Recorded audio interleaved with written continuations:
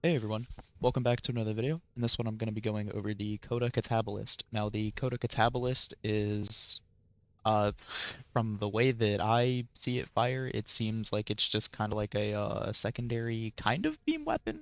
Uh, I think it's a beam weapon, but it kills things, so I'm under the assumption that it's a beam weapon based on the way it fires.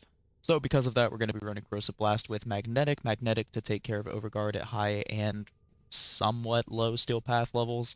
Um, the Valence bonus is going to be Heat, because that's going to help us with Blast. And then, um, yeah, and so you get this weapon from Eleanor. If it's in her shop, you'll be able to buy it with live heart cells. If it's not in her shop, unfortunately, you're just going to have to wait for it to be in her shop. For the actual build itself, this is what we are going to be running. Because of the unique trait that's going to give us a ton of crit chance, we don't really need to worry about crit chance that much, which is why I'm opting for secondary Deadhead instead of secondary Enervate. If you like to not lean into the unique trait, you can run secondary Enervate if you would like.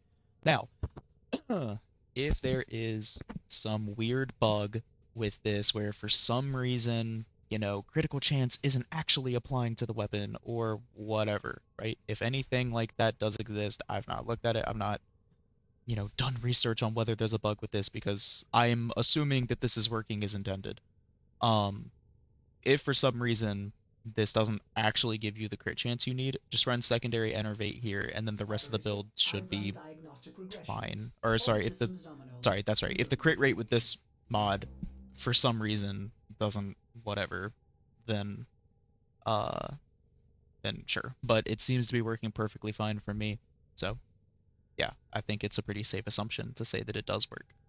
So we're gonna go through and feel free to pause at any point to look at these mods, read what they do, anything like that. If you have any questions about the build, please let me know down below. Again, there's like a million different ways that you can mod weapons in this game. This is the build that works for me. If you have another build that works, that's completely fine. There's nothing wrong with that. So yeah, without further ado, let's get into the Steel Path gameplay.